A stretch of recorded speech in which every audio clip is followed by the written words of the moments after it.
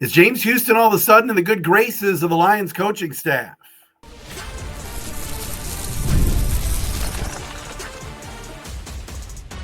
You are Locked On Lions, your daily Detroit Lions podcast. Part of the Locked On Podcast Network, your team every day. What's happening, everybody? A Friday edition of Locked On Lions right here in the Locked On Podcast Network, your team every day. Matt Derry with you as we get you ready for the Lions and the Jacksonville Jaguars coming up this weekend at Ford Field. Lions come in a 14-point favorite over Jacksonville. When was the last time the Lions were 2 touchdown favorites over anybody? But Jacksonville's 2-8. They're terrible. If you missed yesterday's podcast, the crossover with Jags host Tony Wiggins, Tony was flat out candid, transparent, truthful. He said, hey, we're terrible and we're going to get blown out with Mac Jones at quarterback. So we'll get into a little bit of Jaguars talk coming up. We also got to talk about James Houston. Aaron Glenn mentioned him yesterday in his coordinator press conference. We got our call of the day. Dave Fipp, Lions special teams coach, trashes Pro Football Focus. We love PFF. Dave Fipp trashes. Fix this here. Trashes PFF. All of that today right here on a Friday edition of Locked On Lions. It is Friday, November 14th into Saturday, November 15th. Thanks for making us your first listen. Checking us out wherever you get your podcasts. We have a new social media home. We are on Twitter and Facebook and Threads at The Real Matt Derry, but also we are on Blue Sky at Derry Speaks. Locked On Lions today brought to you by FanDuel. You can start the season with a big return on FanDuel. New customers can place a $5 bet, and you'll get started with $150 in bonus bets if you win that first $5 bet. Visit FanDuel.com to get started. All right, so Detroit's going to face Jacksonville this weekend. The Jags are bad at 2-8. Everybody expects a blowout. Lions are playing great football. They've won 7 in a row. This is game 2 of 3 in their tour of the AFC South. Played the Texans last week, of course, and won. Next weekend, they go to the beautiful Circle City, the 317, Naptown, Indianapolis, to face the Colts. So many of you, if you're going down to Indianapolis and planning your trip next weekend for Lions Colts, hit me up. Send me an email or at DerrySpeaks@gmail.com or hit me up on here anywhere. I know Indianapolis very well, and there's a lot of great spots for you to check out there. That is for sure. I saw our buddy, Crack Man. He's going to have some sort of tailgate down there by Lucas Oil. Really fun city, easy to walk around. And yes, I know all about the shrimp cocktail and all that at St. Elmo's. Overrated. You could do better. The Garage. Check out the Garage food court. That place is great there in Indy. All right, so let's start with James Houston, shall we? A lot has been made of the game that number 41 had Sunday night as the Lions came back to beat the Houston Texans 26-23. It was a coming of age for James Houston because for the first time in who knows how long, we saw some consistent play from the edge rusher. We saw James Houston fall back into some passing lanes, play a little Sam linebacker. He did okay. It was the best game James Houston has played in 2 years. He's healthy. He's getting around the edge a little bit, got a sack, and seems to have a pulse again. Remember, James Houston was deactivated for most of the season. When James Houston finally got a chance to play earlier in the year, I believe it was the Monday night game against Seattle, he drew not 1 but 2 offsides penalties, then was deactivated again after that. Now, with all of the injuries that the Lions have had at edge rusher, with losing guys like Aiden Hutchinson, Josh Pascal was out for a while, John Kaminsky, Derek Barnes, Marcus Davenport, Kyle Pecco even has been out. So the Lions are thin all over the defensive line. So you needed James Houston to step up. And this past weekend, especially with Zadarius Smith inactive and not ready to play, and Dan Campbell just kind of wanting him to rest, they had to put Houston in this game.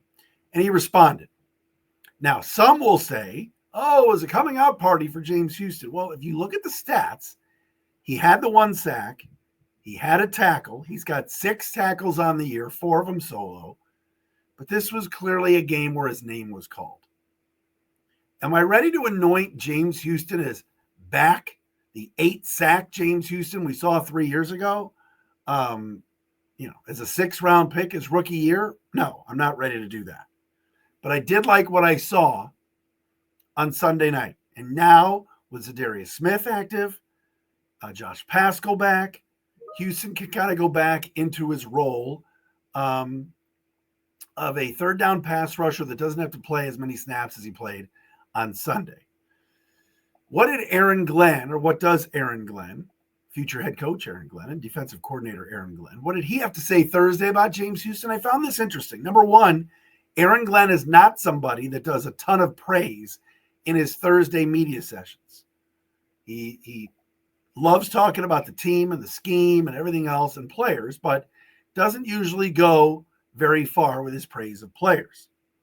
But he did say this, quote, I don't want to say turn the corner, but I will say that you saw the improvement, and I think he got the message of what the expectations of him needs to be, and that has to be on a week-to-week basis. And again, like I said, the pass rush.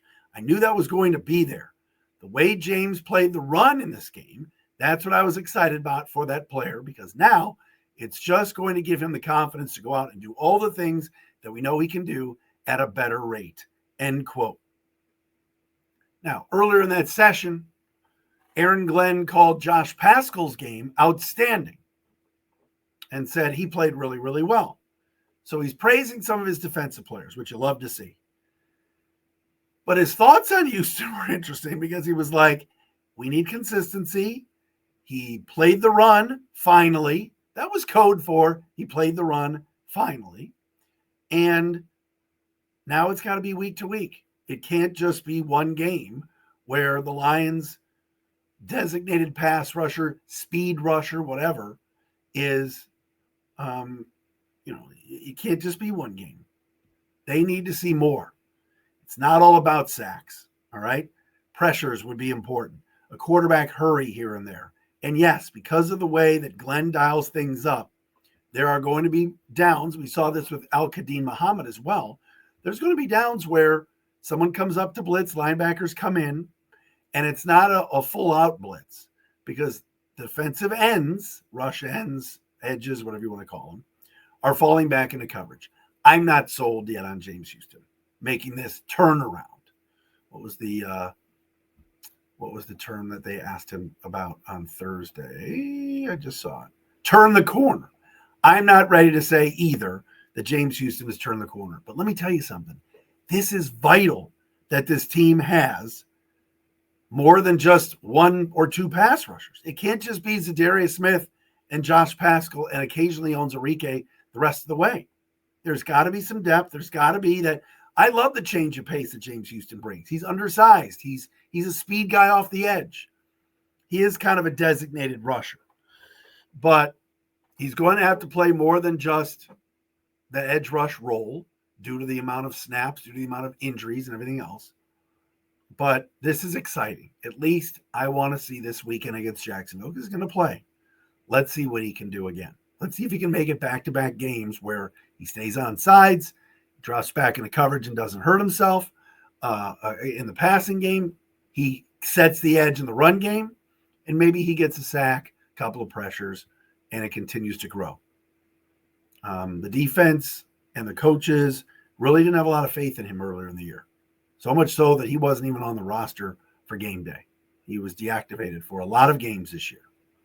So happy for him. Hope it continues this weekend. Maybe not the greatest judge going up against a 2-win Jacksonville team, but still, that's an NFL team. They put the chin straps on just like the Lions do. You know what I'm talking about. All right, speaking of the Jaguars, they suck. All right, they're bad. You heard Tony Wiggins yesterday. The sky is falling. Trent Baalke, he wants him gone. Tony wants Doug Peterson gone. The poor defensive coordinator, Ryan Nielsen, he's been there like 10 games. They want him gone too down in Jacksonville. We'll get more into the Jaguars and just how bad they are statistically. We'll do that coming up next right here on Locked On Lions.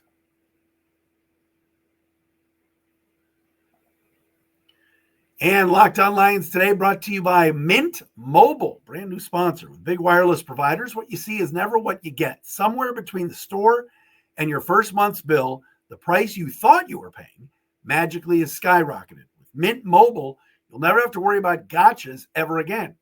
When Mint Mobile says $15 a month when you purchase a 3-month plan, they mean it. All right. So say so long to those overpriced wireless plans and their jaw-dropping monthly bills and unexpected overages. It sucks. Mint Mobile is here to rescue you with premium wireless plans starting at just $15 a month. Get this new customer offer and your new 3-month premium wireless plan for just $15 a month. Go to mintmobile.com/LockedOnNFL. That's Mint, M-I-N-T, mobile.com/LockedOnNFL. Cut your wireless bill to $15 a month at mintmobile.com/LockedOnNFL. $45 upfront payment required, equivalent to $15 a month. New customers on first 3-month plan only. Speed slower, above 40 gigabytes on unlimited plan. Additional taxes, fees, and restrictions apply. See Mint Mobile for details. And Locked On Lions also proudly sponsored by our friends and your friends as well. I mentioned them before. You got to love FanDuel, right? FanDuel says the Lions are 14 points better than the Jacksonville Jaguars this weekend. So, want to get in on the action on America's #1 sportsbook? Do so at FanDuel.com. Because right now, new customers can bet $5, get $150 in bonus bets if you win. The FanDuel Sportsbook app gives you everything you need to place live bets on the NFL, all in one place. When you get a hunch in the middle of the game and you want to check out latest stats, view live play-by-play to see what's happening in another game, and so much more, you can do so on the same page where you place your bets. So visit FanDuel.com to join today. You'll get started with $150 in bonus bets if you win your first $5 bet. That's FanDuel.com. Never waste a hunch. Make every moment more with FanDuel, the official sportsbook partner of the NFL.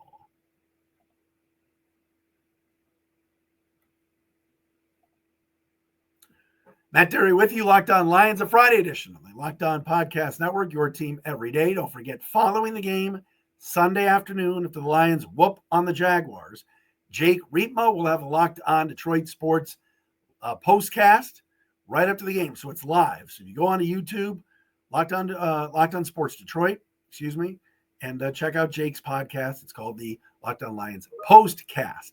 I will be on with a fresh episode of Locked On Lions, Sunday edition, after Jake. So you get a lot of coverage Sunday following the Lions and Jags game coming up. I love what I mentioned yesterday to a T-Wig about Riley Patterson. It was just a couple of years ago that the Jaguars, 2 years ago, beat the Chargers in a playoff game, came back from like 20 points down, and Riley Patterson, the former Lion, and a member of the kicker list, which is still here, kicked the game-winning field goal that day for Jacksonville. So things were good back then under Doug Peterson and Trevor Lawrence. Now, not so good as they are 2-8. And speaking of the Jaguars, think about this for a second. Want to know why the Lions are favored by 14 points? Detroit's offense, as we know, number 2 in the NFL in points per game, 31 points a game. 7 in total offense, 367 yards a game. 7th in rushing offense, 14th in passing offense, 6th in third down efficiency, top 5 in red zone efficiency, tied for 7th in giveaways. You only give it up 10 times all season long. Jacksonville's defense, all right, Trayvon Walker and a bunch of other guys. Points per game, they're giving up 26 points per game. That is 27th in the league. Total defense, worst in the NFL. Jacksonville's giving up 390 yards a game. Rushing defense, tied for 20th. Pass defense, they got brand new safeties. Darnell Savage came over from Green Bay. They've been a train wreck. 30th in the league against the pass. Third down defense, 26th. Red zone efficiency, 23rd. And they only have 8 takeaways all season, 23rd in the league. And remember, last week, they had 3 interceptions of Sam Darnold in their 12-7 loss to the Minnesota Vikings. So even with the 3 interceptions in a game a week ago, they're still near the bottom in takeaways. This is just a Jacksonville team that just doesn't have it this year. And there are certain seasons you look at rosters and you look at players and you look at who everybody has, and you say, how do they do this? How are they this bad? First of all, they're in the AFC South, which is a really bad division. Trevor Lawrence just has not been himself. The offensive line has not been good. Travis Etienne has been bothered by a shoulder injury. He has not been 100% all year. But like a guy like Tank Bigsby, the backup running back, really a good football player. Christian Kirk got hurt earlier this year and will not play this weekend. They've got a lot of good young wide receivers. Evan Ingram is a good tight end they got from the Giants and has had some success down there. You just wonder why it's not working for them because the offense, at least on paper, is pretty good. The defense, as we've seen, is another story. They just don't have enough playmakers on the back end. They've got aging players back there. You heard Tony yesterday talk about Trayvon Walker, of course, was taken number 1 pick ahead of Aiden Hutchinson. Tony loves him. You can't just have a one-man show on that defensive line. It has been a struggle all year for Jacksonville. And even in a game like last weekend, when they bent a lot, gave up over 400 yards in total yards, 400 yards in total yards to Minnesota, and only lost 12-7. They just don't have it. There's just seasons that you flush down the toilet, and you got to figure that Trent Baalke, Doug Peterson, and everybody there is likely going to get broomed out after this season. Because Jacksonville was picked by a lot of folks to push Houston in the AFC South, and after 9 wins last year, get back to the playoffs, and it just has not happened. So you got to figure Ben Johnson is looking up at those defensive numbers and saying, yeah, we want to run the football. We want to start with David Montgomery and pound away. But that is a Jaguar secondary right now that's abysmal and not getting the job done at all. All right, speaking of not getting the job done, you guys know how I feel about Pro Football Focus. I'm a big PFF fan and somebody that believes in Pro Football Focus. I use the PFF grades both for the podcast and just for my research. And of course, it's not gospel, okay? But I like PFF. I do. And I think for the most part, they do a good job. On Thursday, Lions special teams coach Dave Fipp completely trashed Pro Football Focus. He was talking about DVOA, a metric that's used, by the folks at Football Outsiders, a lot of people like, and everything else, measures team efficiency and all of that. So he was talking about DVOA, Fipp did, and then he got into PFF. And he said this, quote, the next one is PFF, and I've got 2 good stories for you on PFF. And it's the PFF grades. And this came up this week again because somebody in the building came to me and said, hey, there is this player. He's playing really well for you guys. And I'm like, who said that? And they said, well, PFF. And I was like, okay, well, here's 2 stories for you on PFF. Number 1 is I get on a plane. I think I was going to the combine. This is years ago. And when I sit down, this guy sitting next to me says, hey, are you a coach for blank? And I think I was with Philly at the time. And I'm like, yeah. And he's like, oh, I'm a grader of PFF. And I was like, oh, okay. He was a young guy. I'm like, tell me about yourself. The guy had never coached football, never played football. And he's grading our players on who played good and who played bad. So I'm like, wow. So the PFF grade, like, okay. So then he told another story about how PFF graded one of his kick return blockers. So, and he said he got a good PFF grade and, quote, he's really the worst player on our team at this job description, but he's really best with PFF. Dave Phipp's special teams right now, according to Lions Wire, and Jeff Risdon, PFF grades the Lions number 6 overall in special teams. So while Fipp is trashing PFF, saying that their graders don't know football, the Lions special teams is number 6. Come on, Dave. We love PFF and we love Dave Fipp. We hear this. I hear this all the time for people around the NFL, is that who are really the people that are sitting in a room doing the grades, right? The other day we had John Costco on, who handles a lot of the quarterbacks, receivers, and running back grades. All right. John was tremendous, and I thought had a lot of knowledge.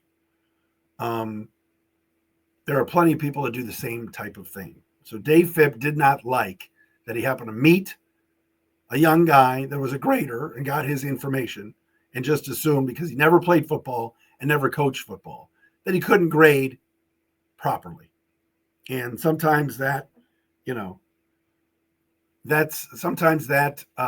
goes on. And, but again, I don't always think that you had to have played the game or coached the game to know the game.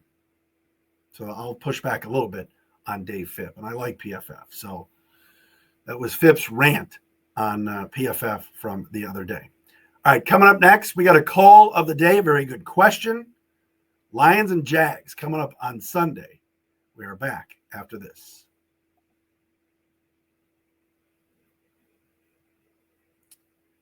And Locked On Lions today brought to you by our friends at, oh my goodness gracious, Hillsdale College. All right. History, economics, the great works of literature, the meaning of the U.S. Constitution. Did you study these things in school? Probably not. Or even if you did, maybe it's time for a refresher. Time and technology have changed a lot of things, but they have not changed basic fundamental truths about the world and our place in it. All right. So our sponsor, Hillsdale College, is offering up more than 40 free, that's right, free online courses that include Constitution 101, Introduction to Free Market Economics, and a brand new documentary-style course on Marxism, socialism, and communism. All of Hillsdale's courses, self-paced, so you can start whenever, you can tune in wherever, plus you can go deeper with readings, quizzes, discussions, or just sign up and enjoy the lectures. Go right now to hillsdale.edu/lockedon to enroll. There's no cost. It's easy to get started. That's hillsdale.edu/lockedon to register. hillsdale.edu/lockedon.